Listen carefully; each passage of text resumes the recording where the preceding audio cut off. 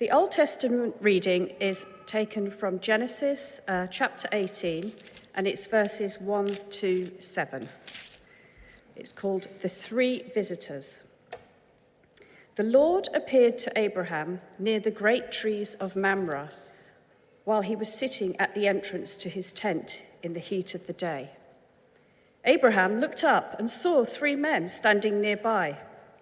When he saw them, he hurried from the entrance of his tent to meet them and bowed low to the ground. He said, "If I have found favor in your eyes, my Lord, do not pass your servant by. Let a little water be brought, and then you may all wash your feet and rest under this tree. Let me get you something to eat so you can be refreshed, and then you can go on your way. Now that you have come to your servant." "Very well," they answered, "do as you say." So Abraham hurried into the tent to Sarah. "Quick," he said, "get 3 seahs of the finest flour and knead it and bake some bread." Then he ran to the herd and selected a choice, tender calf and gave it to a servant, who hurried to prepare it. He then brought some curds and milk and the calf that had been prepared and set those before them. While they ate, he stood near them under a tree. This is the word of the Lord.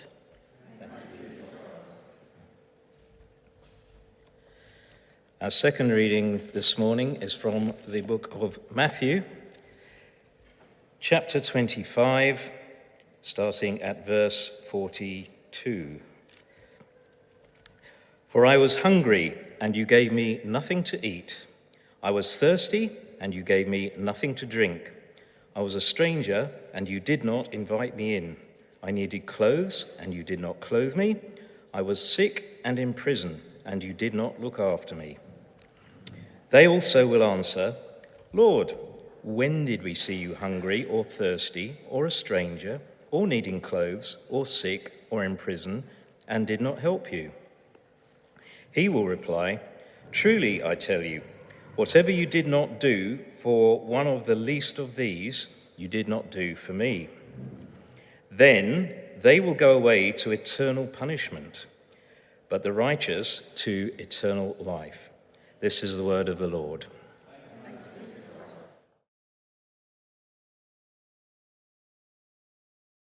Well, I'm definitely on this time, right?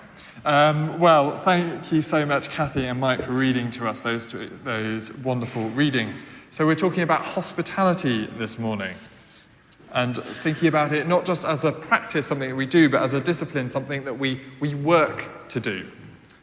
And so, starting with a question for us all to discuss, turn around to the people next to you and to think about, and to talk about, or maybe someone you've come with, and say, so what does hospitality mean to you?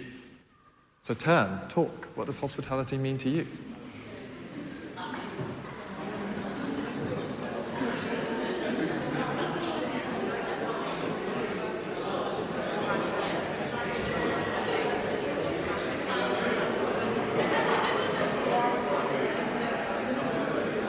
If you're at home, you might want to talk to people around you at home.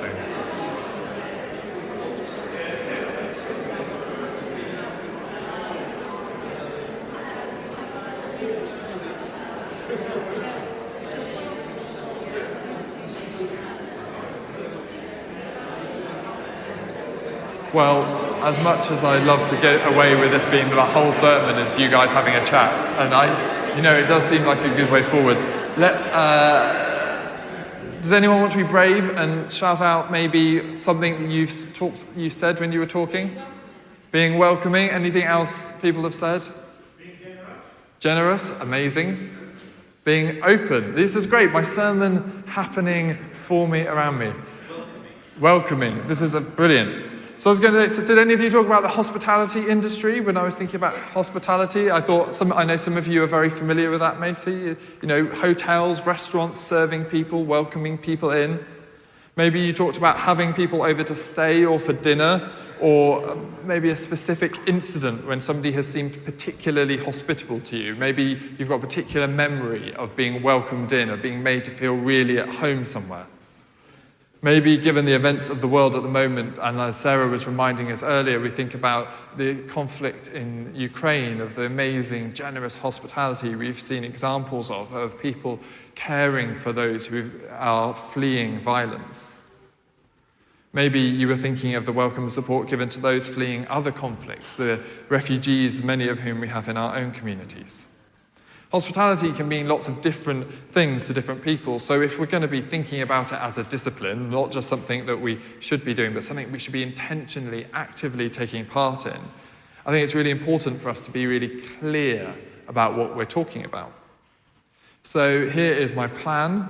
Let's together think about what hospitality means, and then let's consider why we should practice it, why it's something we should do. And then let's consider two slightly harder questions, perhaps, for us. Are we good at providing hospitality? And then are we good at receiving hospitality? So then let's start with, what does hospitality mean to us as Christians? Well, our gospel reading is a great way in, it's a great start. Jesus there saying quite bluntly, when we fail to offer care and comfort to those in need, we fail to offer care and comfort to him. The language here is strong, isn't it? It makes me feel really uncomfortable. It contains those words, eternal punishment. That always makes me slightly grimace when I hear it, doesn't it? I don't know how to handle it. Words like that can make us feel guilty. They can make us feel worried that somehow what we're doing, our performance, isn't good enough for God. It can make us start wanting to act out of fear rather than out of a sense of love. But that's not Jesus' intention here. Fear-driven action is not and is never Jesus' intention. What Jesus is doing in this passage is he is trying to communicate something about the value of the people we will encounter around us. He is saying that in each and every person you encounter, I am found. In each and every person is the image of Jesus. Every person. Valued, loved by God, and so deserving of our love and care. And Jesus does this by describing groups that it's not necessarily particularly convenient to love, that it would be more costly, more sacrificial to us to care for. I think we hear hungry and thirsty and we think we can do that, we can get on board, food and drink easy to provide. But the stranger, well, we're taught to be wary of strangers, aren't we? To put a right distance between us and them. Caring and loving the stranger, maybe that's more difficult. And then it gets more difficult still, doesn't it? The sick person. In Jesus' time, caring for a sick person could mean that the person doing it was considered to be ritually unclean, unable to participate in the sacrifices at the temple, unable to participate in their community life. It also brought the risk of illness and death for them as well. I think that's a sense that we can all perhaps better understand now after the experiences of the last few years, don't we? That bringing a sick person among us might create separation, maybe isolation, and brings a risk of illness or death. But if we can get past the sick, if we can get past the idea that we should be helping the sick and do that, then Jesus leaves us with the prisoner. The person who has been imprisoned by the authority that has been put over us for actions that they've undertaken. How are we meant to see Jesus, the one who is perfect, who is sinless, who is blameless, in the person who has committed a crime? How do we love them well? Because it's a natural thing, isn't it, to feel distrustful of others, to feel wary about those people who are different from us, those people we don't know, but it's natural but not intended. If we cast our mind back to the creation story that would be familiar to many of us, in Genesis, Adam and Eve are in the garden, and things are going well, and then they eat that forbidden fruit that brings the knowledge of good and evil. And what's their very first action? The very first thing they do is they make clothes. They take fig leaves to cover up their nakedness. Before they ate the fruit, they had no care about their bodies, no care for how vulnerable and open how they were with one another. But the first consequence of eating that fruit, of that moment of straying from God's plan, is a desire to protect ourselves, to close ourselves away, to hide ourselves away, to guard ourselves from what else might be out there. Guard ourselves even from those closest to us. Strange, isn't it, for a man and wife to suddenly start clothing themselves away from each other? It's an odd moment. And that desire to hide ourselves away, to be wary about what other people's motives and actions might be, is reinforced in us through a culture that repeatedly tells us to look after ourselves first, to think of our well-being as more important than others around us. Others are made out to be perhaps competitors, people trying to take from us the wealth, the happiness, the joy that should be ours. And 2 and a bit years of COVID has made that worse, hasn't it? It's made us more wary, more anxious of others, creating greater distance between us and those around us. It can create separation between us and even those closest to us. I remember early in COVID, I was living with my parents, and my mum would go out each day to care for an elderly friend who lives, he's very partially sighted, and he lives by himself in a cottage in the countryside. And Mum would go out day after day to care for him, and one day she came back and said, "I think he's got COVID." And this is my mum who I love, mum who has cared for me all my life. And I looked at my dad and I looked at my brother, and we had a really serious conversation about not letting her back in the house. And it's strange to think of it now.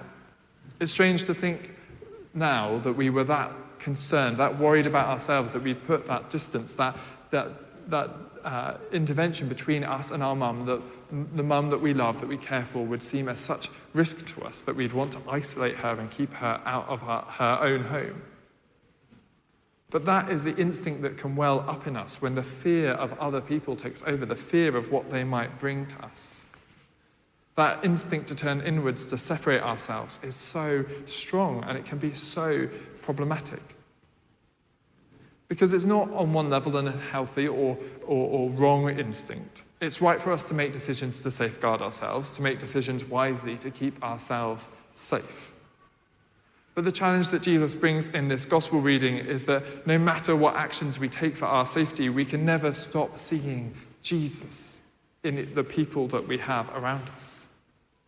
That's the big challenge of our call of hospitality. The distinctive thing about true hospitality is that it is a demonstration of God's loving, generous provision to others, no matter their status, no matter what they've done. Because all that matters is that they are created by and bear the image of God. And that can be easy. Hospitality to our friends and family, people we find it easy to see God's image in. But it's often so very hard, isn't it? Hard for us to see God at work in people we struggle to relate to, or we struggle to know how to relate to. Challenging to bring ourselves to interact with others who we may not feel that safe around. Perhaps it's even impossible. Perhaps it feels too far for us to go, too far hard for us to do. So why should we do it? Why should we practice hospitality? I think when we get it right, hospitality can be utterly transformational. There was an early Christian community in Caesarea, which is in modern-day Turkey, led by a man called Basil the Great. Some of you will know him as he's considered a church father, as somebody who is foundational in our understanding of faith. He had his hand in writing the creeds that we say each Sunday. But what was remarkable about Basil was that he was not just a great academic and thinker, but he had a great desire to demonstrate and see demonstrated God's love to all the people around him. So he built himself a church and a complex just outside of Caesarea where he was based. And that church and complex he made to be the place to care for those who were outcast, who are outside. It was a place of welcome for strangers. It was a place of healing for the sick. It was a place of care for those who had incurable diseases, people who were otherwise driven out of society. Basil built his Christian community around this idea of hospitality. And so the name of this building became Hospital. And that is often many historians believe, the first hospital, a place where Basil brought in the best physicians he could find to provide the best care for the people who would come in. And what happened? It transformed the whole community of Caesarea. It transformed how people thought about themselves and how they thought about people around them. So much so that from being on the outskirts, from being outside, full of people who might be considered outcast, the centre of the city moved to be on this church, on this community of outsiders. The centre of the city was transformed, so that now if you go to the modern city that is there in its place, it's not built where the old city was, that Basil was working in. It's built around Basil's church and cathedral. Hospitality, when we do it right, is completely and utterly transformational. We see that in our Genesis reading. We see it in Abraham and Sarah, who, seeing strangers on a hot day, offer hospitality to them. They see people in need of help and support, and they offer them their very best. Not knowing that it was God that they were welcoming among them, not knowing that in those strangers they not only bore the image of God, but were God. And what do we see through Abraham and Sarah? We see a family, a history, a heritage that is transformational, not just for them and their lives, for their loved ones, but for the whole of humanity. As we turn outwards away from fear and mistrust towards love and care, we build a world more like God always intended it to be, more like that garden image we thought about in Genesis. We begin to bless those around us, and others around us are blessed through us, because it changes how people think of themselves, those around them.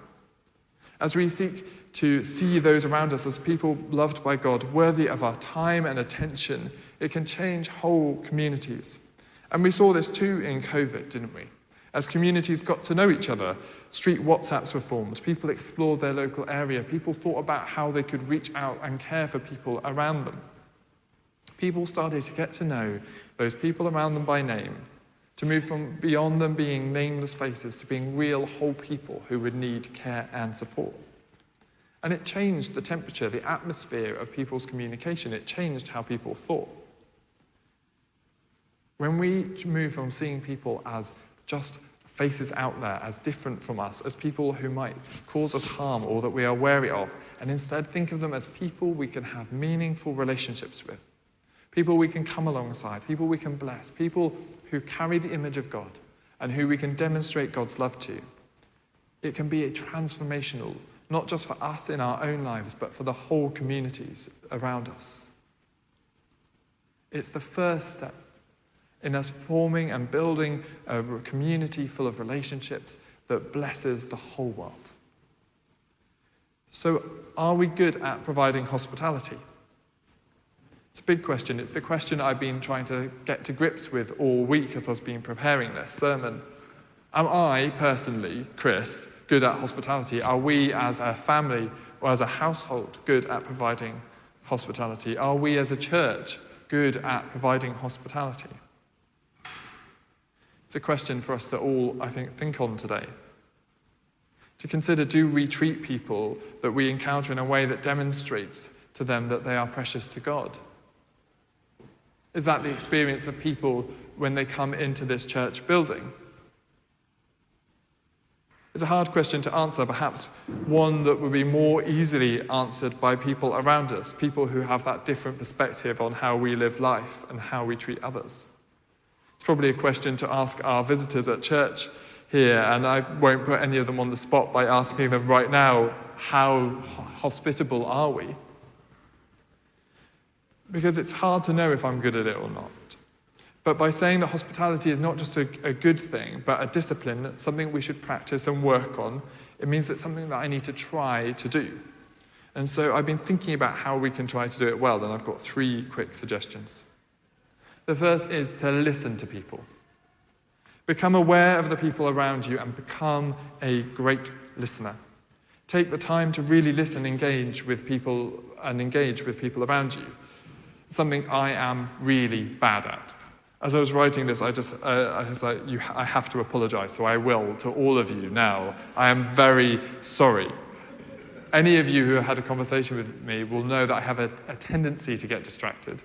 to start spotting something else that's going on, or I start thinking of the funny or clever thing to say, or maybe the helpful thing to say, and I stop listening as well because I'm trying too much thinking about myself. None of that is listening well. Don't use me as your example. Listening well is a challenge because it means really paying attention to what the other person is saying, thinking about what they are giving and sharing more than what we are going to get involved in. It conveys that we are valuing the other person and what they have to say. And so it is a challenge. It's something that needs practice. It needs something that needs work on. So let's work together on becoming a church of good listeners. The next idea, be a preparer. Preparing involves doing small things that show you care for other people. We had a friend to say this week, and so it's always helpful to be doing hospitality when you're thinking about preaching it. And so I was thinking through as I was preparing her room, how can I make this space as welcoming to her as possible? Our spare room is also an office, and so it's full of clutter. So I was intentional about setting aside the side to clear it all away, to make sure that I'd made the bed as well as possible, to get out fresh towels, to make sure the fridge was full of things she could eat, and to procure from Jo at Spire some delicious brownies to make sure she would be well fed. I made an effort to make sure my friend knew she was valued and that we appreciated that she had taken the time to come and stay with us. An easy thing to do for a friend. But how do we prepare ourselves so that when we encounter those around us, we can be welcoming? I was thinking about this, and I thought of maybe this one suggestion. That in our culture, what we are often short of or feel short of is time. We rush from thing to thing without necessarily making space for interruption. I'm really guilty of this. I leave late, I pack in my day so that I'm running from one place to the next, from one meeting or engagement to the next, rather than leaving a bit of extra time, making a bit of extra space, so that if I run into someone along the way who wants to stop and chat, who wants to spend time with me, who wants to know that I will make time and value them, that I can. How do we do it as a church? How do we prepare this space, these services, wherever and whenever it is we meet, in a way that makes people feel that they are valued here? That's the big question we have to grapple with. It's been amazing to see the impact of Spire Cafe, of opening up this place, of making it a place that people from the community can come and be served, that has made people feel that they are welcome here and they can come in. But there is always more that we can be doing to prepare this place, to prepare this space for others to be welcomed in. Because welcome is really important. We want to be welcoming people into our family. And that's the third idea, welcome others into your group. Quite often, it's really easy to spend time in cliques or usual groups of friends at work or in our own personal life. And there may be others around us who would like to spend time with us and our friends, but don't feel invited. I find myself doing this as well. I unconsciously drift towards familiar people. It takes a real act of will, doesn't it, to be intentional in seeking out people who might like to be invited into the conversations and relationships we have.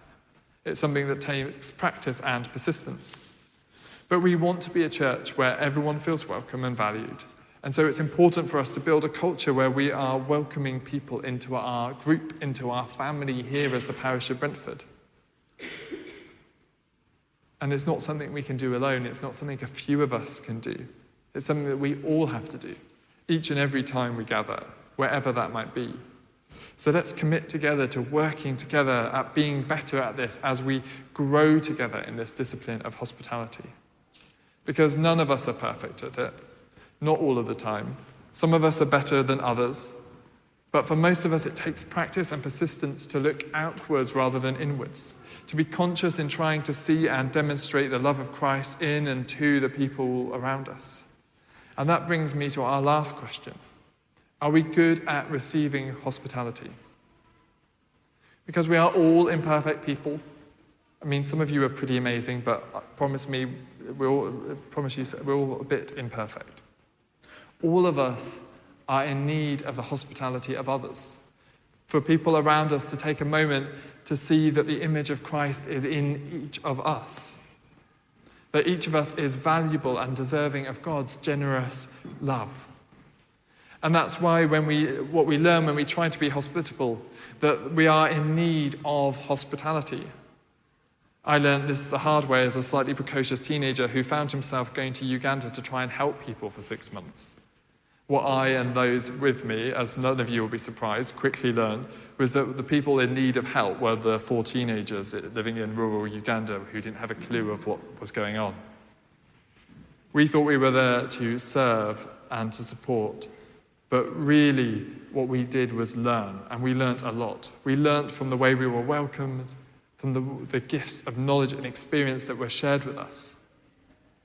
That's my experience of hospitality, that when we invite other people into our lives, we realize how much more richer our lives could be with other people in it, how much we are in need of the hospitality of others. But it also reminds us, and this is my most important point I'll make today, I'm making it last because then there's a chance everyone will remember it, that we are all recipients of God's hospitality. That the hospitality that we are most in need of is God. God who would come up in all his generosity in the form of Jesus to say to each of us that we have value. That Jesus, who would make himself vulnerable, wounded and broken on the cross so that we can all be welcomed into God's perfect kingdom. That's the root of our practice of hospitality, the root of every demonstration of love that we make to another. It's the fuel that means when we struggle to show hospitality, when we struggle to love one another, that we don't give up. Because we know that God in his hospitality does not give up on us. And that should help us. It should help us when we find it hard, when we find it difficult to love others, to pick ourselves up and to try again, knowing that it will be difficult, but that God in his love and compassion is trying to do it with us and will pick us up again when we get it wrong. Because no matter how wrong we get it, no matter how hard we find it, God will never stop loving us. The first step of living a life full of hospitality is to recognize that it all flows from the hospitality that is found in God for us, that is poured out and lavished into the lives of each and every one of us.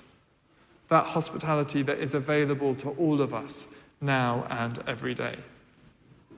It's the hospitality that we all need to receive.